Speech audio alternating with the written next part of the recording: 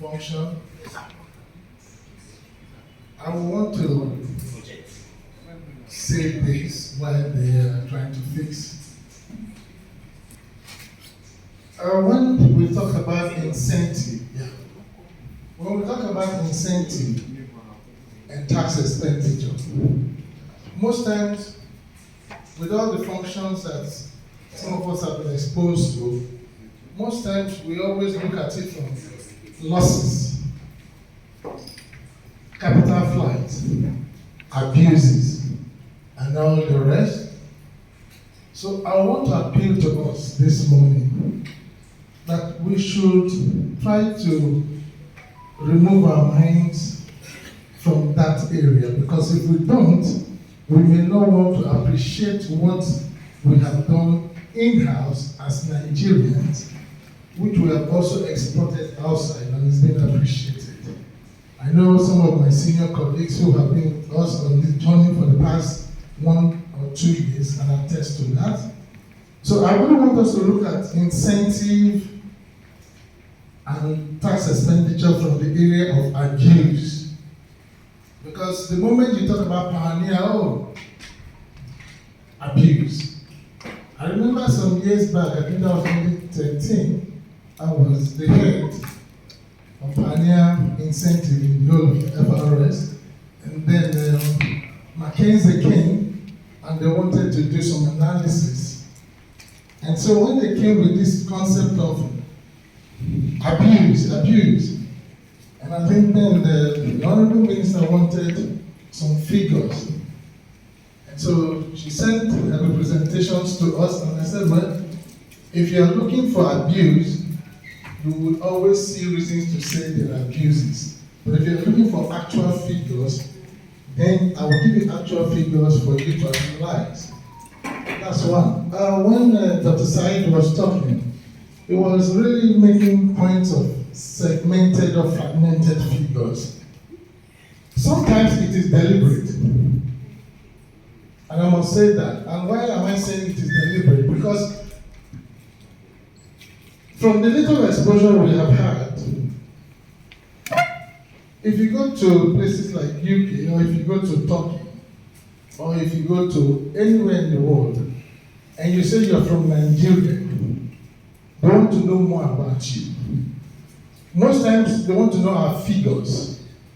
I stood on my ground when the issue of tax expenditure came, and the IMF and the World Bank came, and my management said, well, you are the head of that area, choose what you want. And when I saw the concept that they wanted the figures for something else, because if you give somebody data, and the data is being used wrongly, then you are the one that's giving him that data. And so, for me, why sometimes it's like we don't release figures, it's not because we don't have the figures. That's what I've also done today. I am going to just share an extract of the 2021 report, and not the whole report. And I'm making it deliberate. Because we have decided, and I told my superior that from now on, I'm going to be giving data on need-to-know basis.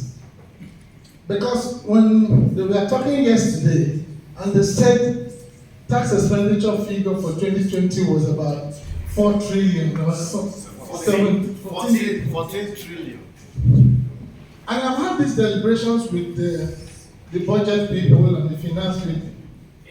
Now, the problem is, like the Honorable Senator has said, when you put people who do not have knowledge of what you are talking about in the place, they could just mumble things up, but that figure would have been published.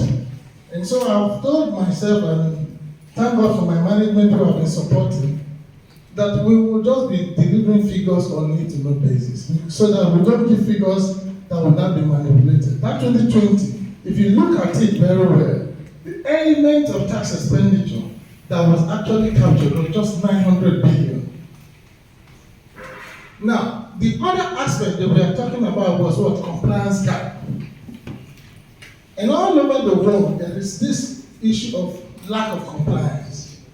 And now, like I've been discussing with the World Bank, I said, is compliance gap part of tax expenditure? From the definition that we have had from yesterday, anything that is not in line with the tax reference system, then it's not a tax expenditure figure. So when you now put the figures, 10 billion, 10 trillion, 14 trillion, now, with due respect to the House of Assembly, sir, when you see that figure, 14 trillion, of course you'll be asking, what is happening? Why are the agencies giving up to 14 trillion? But will they really come down to analyze to you that no, it is just 900 billion for 2020? The figures are there, the report is there, I have the report. That was not done by me, it was done by the World Bank. And it was based on that we said no, we rather use people who understand our own ecosystem. That was why we went for the ECOWAS and the PNT. And that's why, because we understand ourselves, we know the figures we want, we know the components that we want to capture. So on that note, this is just an extract of the 2021, and we are going to be talking more on VAT. Why did I choose VAT? Because it affects virtually everybody. Everybody consumes, it's a consumption tax. Now, for you to run a tax expenditure analysis, you must know the legislatures that are backing those incentives. And like we said yesterday, the only thing I see here with us is we do not have these incentives captured in one booklet. We do not have these legal laws captured in one book that an expert can say, okay, fine, let me see this. This is the law that binds all incentives in the country. NEBs have their own, OBS have their own, and every other person have their own. So now, by this, we are trying to say that this incentive, if it is well captured in one place, it will enable you to streamline the abuse. So I've taken the issue of VAT as what we will be looking at, the figures for 2021. I will not bother going to the definitions or the analysis, I just want us to see the figures. Now, the objective of the tax expenditure report is, one, the overall objective of this report is to estimate the national tax expenditure with respect to what? Value-added tax. Quantify tax expenditure for the tax heads under consideration for the year 2021. Provide statistics on tax expenditure for effective monitoring and evaluation, and enhance transparency and accessibility of information and improve interagency cooperation. That is the overall objective. Now, we use a methodology because there must be a methodology of capturing all these figures. Now, this is what we did. There are three methodologies that you can use, but we use the word revenue foregone average. That was what we used in evaluating our tax expenditure report for VAT 2021. Now, there must be a reason for using those methodologies, and these were the reasons why we use those methodologies, because it is easy to analyze, it is easy to get availability of data and all the rest. If you check the report, you will see. I just want to go straight and see if we can get the figures so that you appreciate. Now, first, before we did that, we tried to identify all the national legislations. And these are the national legislations. We have the value-added tax, VAT 2024 as amended, VAT modification order 2021. Now we have the NLLG Fiscal Incentive and Assurance Guarantee Act. We have the Nigerian Sovereign Investment Authority Act. We have the Nigerian Export Processing Zone Act, Oil and Gas Free Zone. We have Finance Act 2021 to 2019 to 2021, Diplomatic Immunities and Privileges Act, and we have the Petroleum Industries Act 2021. These are some of the legislations that we considered in capturing our VAT. Now, we look at the benchmark.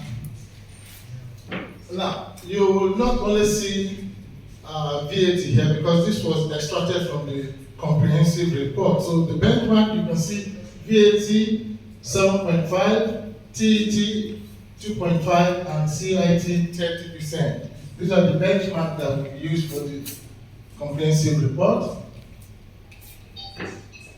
So we did the analysis. Now, if you look at the analysis, which I will show later, you will see that the mineral resources sector accounted for the largest source of VAT expenditure in 2021. Now, this was followed by national legislations, international conventions and protocols, and discretionary waivers. Now, we have always been having a problem with this issue of discretionary waivers because we already have the legislations, but there is this right given to the executive that they can exercise from time to time. So they can waive, they can give someone a waiver, they can give a company a waiver. So we also acknowledge that. Now, so discretionary waiver, now we look at it that domestic VAT accounted for 72% of the total tax expenditure and imported VAT contributed to 27%.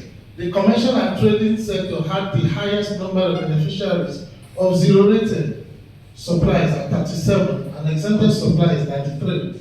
Now, the oil and gas production sector had the highest number of beneficiaries of zero-rated, while the professional service sector had the highest number of beneficiaries of exempted supplies at 85. This will tell you that we have the sectorial analysis of these items. But for purpose of this presentation, I have proposed and I have just decided with the permission of my superiors that I should not expose that sectorial analysis here.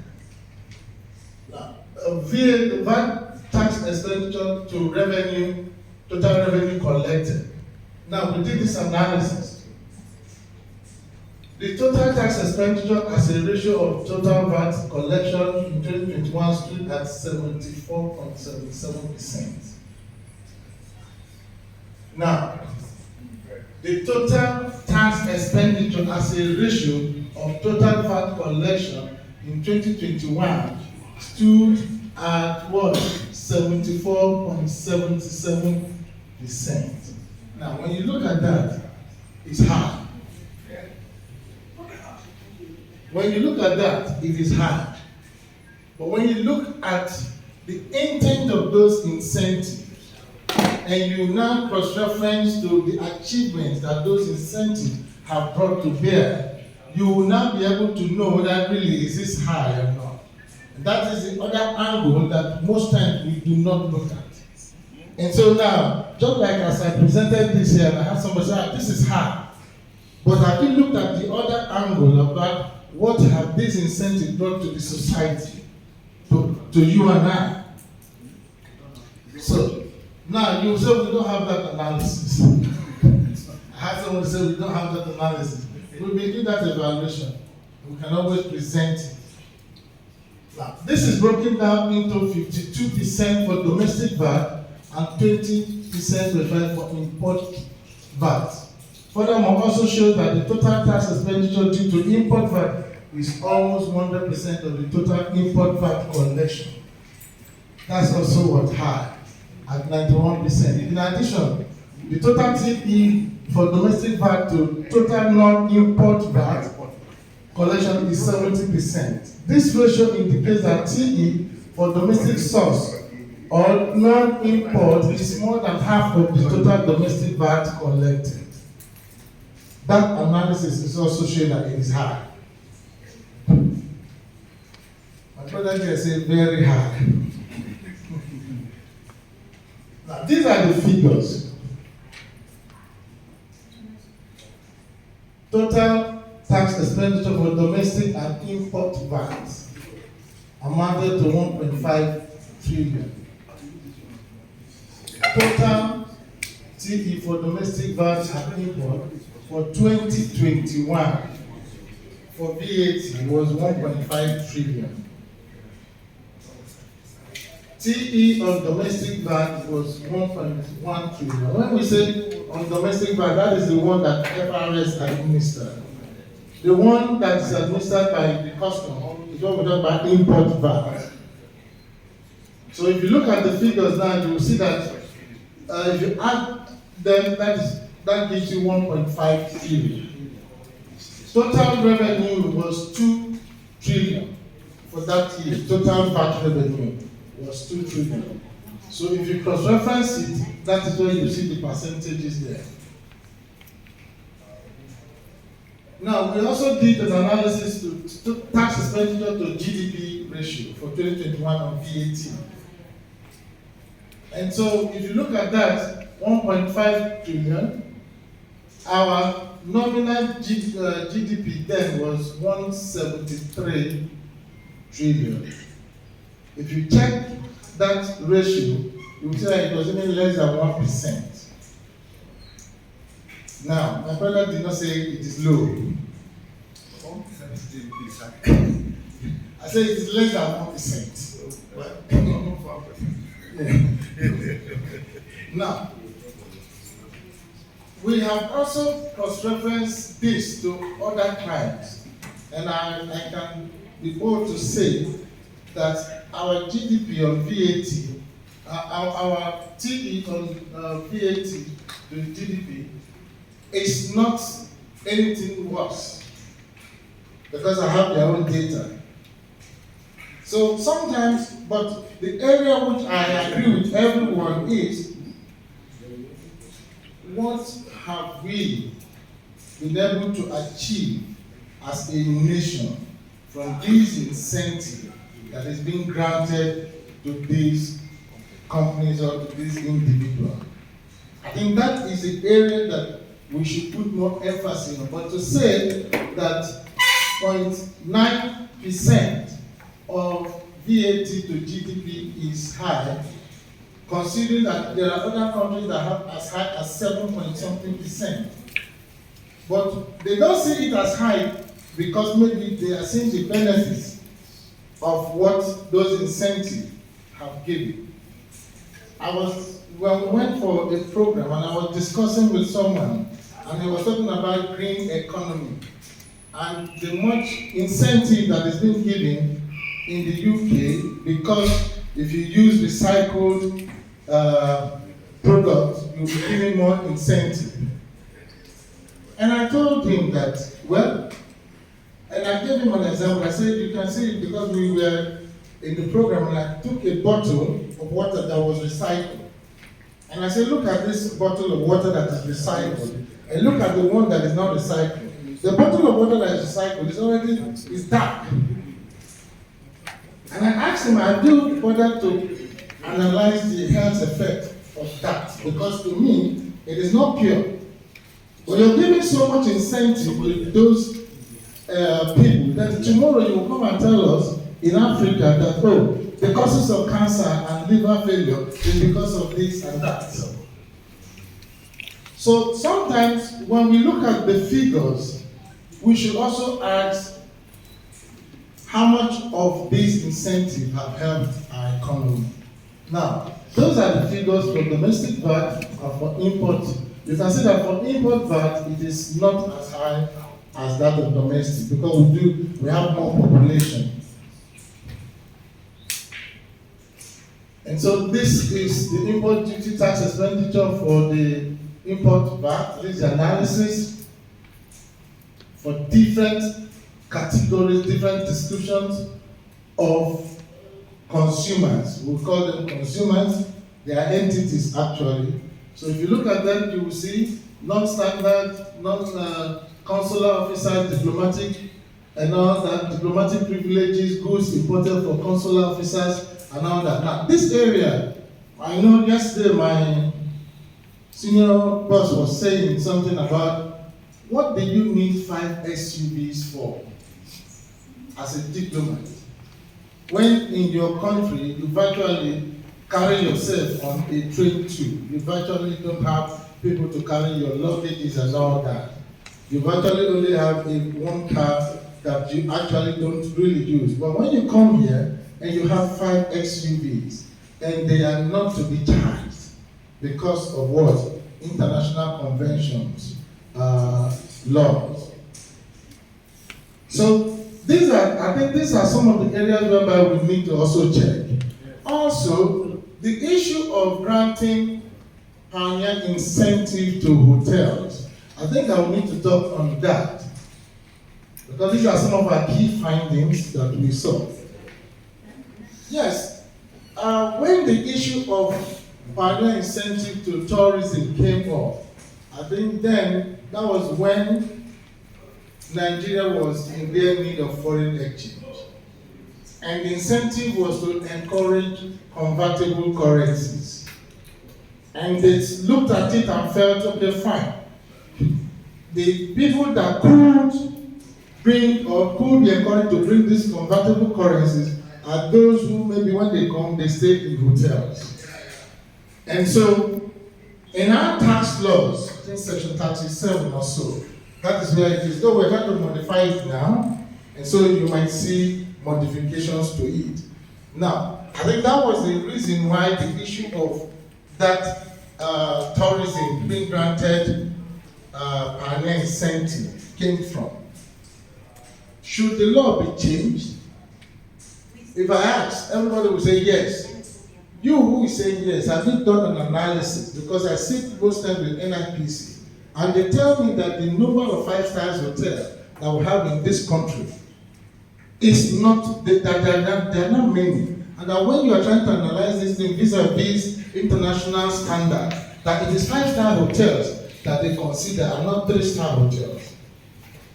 So, when we say we want to expunge that from the law, I don't have any problems with that. But have you been able to analyze how many 5-star hotels that we have? Are we giving incentive to 3-star hotels? I don't think so. Because I think I have some of the records. So, but when you hear hotels, the impression is, why are you giving this hotel an incentive? I don't know what star hotel this can be aligned to be.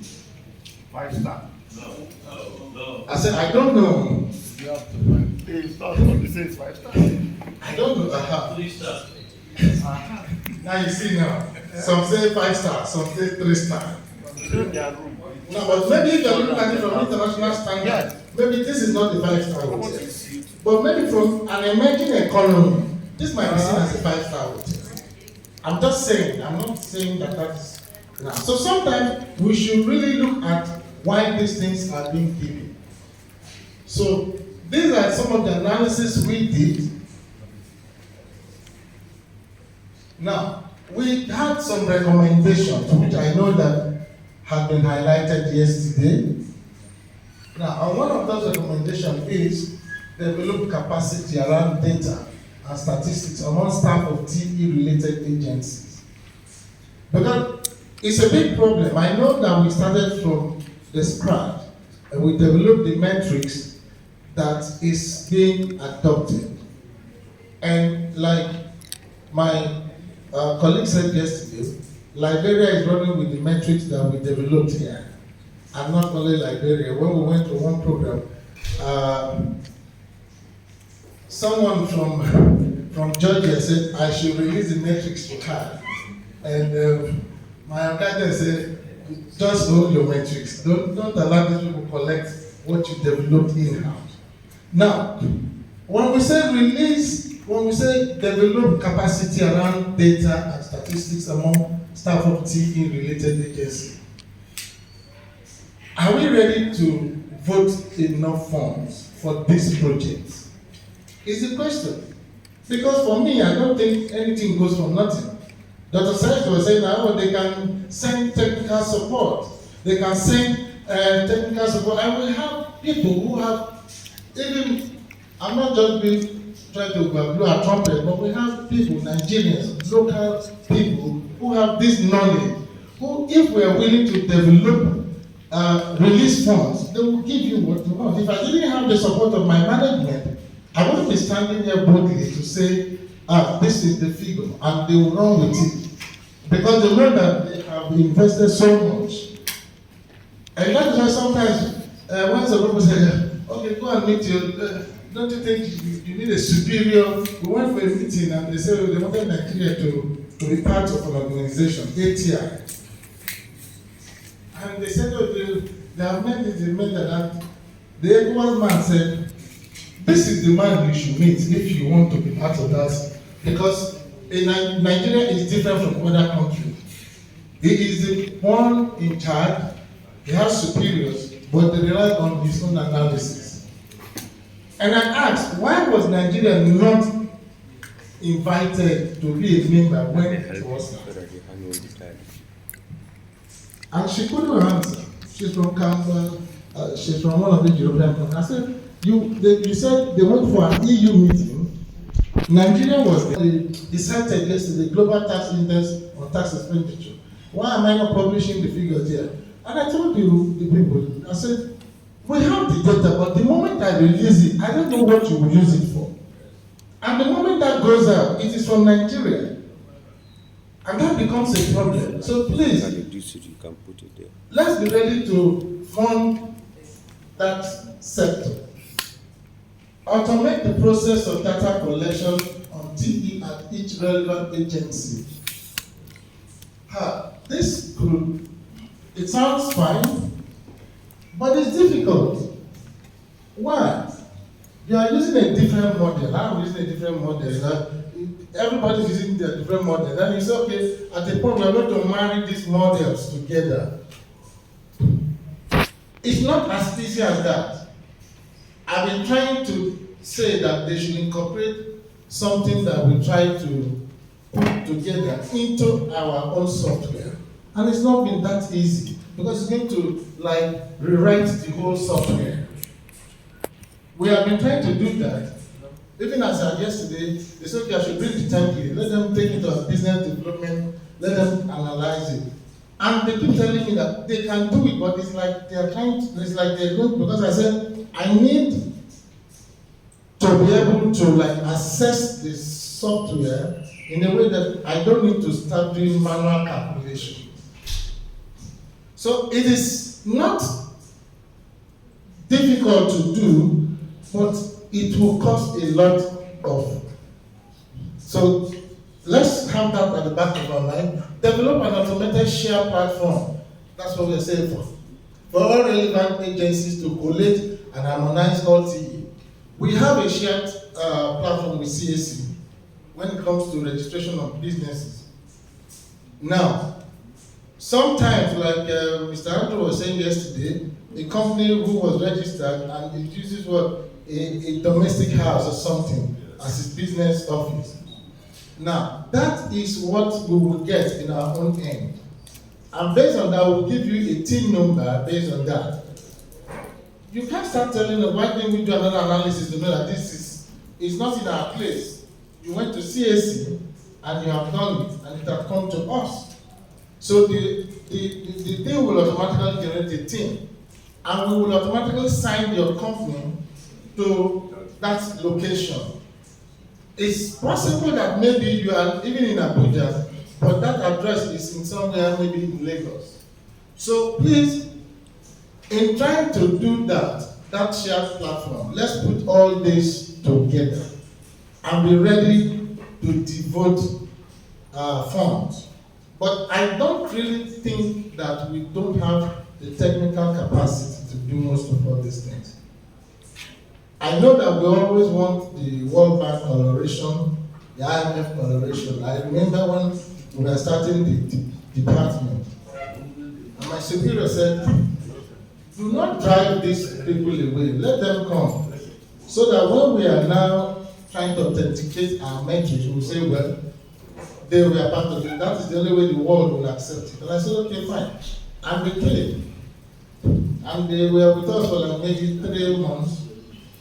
Now, but when we were developing the metrics that we are using currently, by that time they have gone, but it's already that, okay, the World Bank came to us and stayed with us for 3 months. So you wouldn't say that we don't have World Bank knowledge. But we have the local technical capacity to do most of all this. That's my own take. I may be wrong. Decision to grant exemption should only be made after the revenue. That's what my senior said. For one estimate have been made and communicated to decision-making bodies by competent authorities. All exemption decisions should be in writing with the name of the beneficiary. For me, I will also say But let's try to harmonize our laws in one place. That is very important.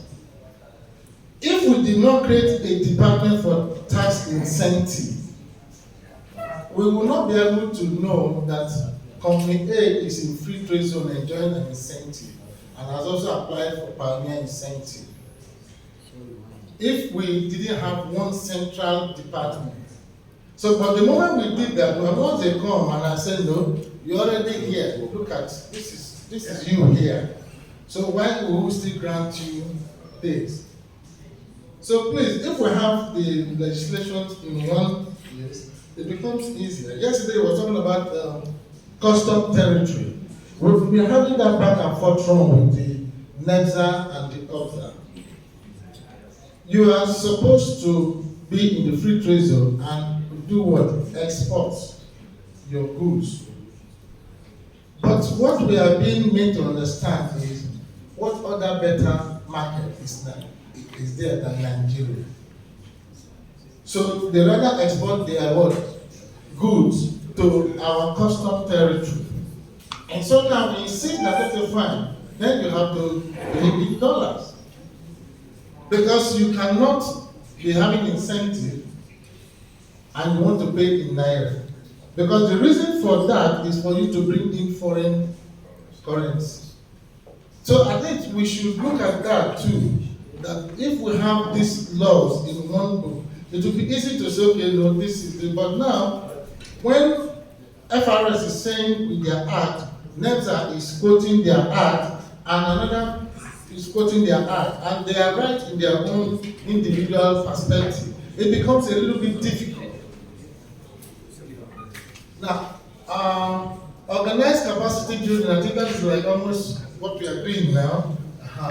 Ensure that there is an effective monitoring and evaluation framework in places based on objective. We're talking about monitoring. Nigeria is a very complex economy, and let's be honest. When you are not in the practical field, you don't understand the complexity that we have as a country. So when you say monitoring, as we are here now, yesterday I didn't come with, I just came with one staff, and I was consulted, said, you can come with more than one. As they are here now, by the time they go back, in the next 24 hours or so, our superiors will be asking, what revenue have you brought in this week? Not minding that they were in the capacity building. And if we do not do that, even you, the legislators, will be saying, we are not performing. Because you will say, our core mandate is to do what? Is to bring revenue. So when you talk about this monitoring and evaluation, it's the best thing, but how are we going to harmonize and do this monitoring and evaluation? It's a big problem. You may not want my staff to come to your organization and join your staff to do what is your core mandate. That's a big problem. So it's not like we don't know that there's monitoring and evaluation, but in our own organization as FRS, we have been trying to monitor the operations of tax incentive. And I can assure you, because most times when people say it does not have a sunset clause, it is not all. We are changing that of OBSA NEBSA now to have a sunset clause. Very soon, it will be published. But pioneer incentive have a sunset clause. It is not as if it is in perpetuity. You cannot do more than 5 years. Now, when people want to be very, very dramatic, they say, what if I change my name from ABC to BCA and come with... Because we have a central department that monitors this incentive, we have turned down, I can tell you, have the records, we have turned down a lot of companies of recent that have done that. and we send them back to NIPC. And thank God they always honor when we say we are not accepting this. So we've been doing that. So the level of abuses is reducing. I'm not saying that it has been erased,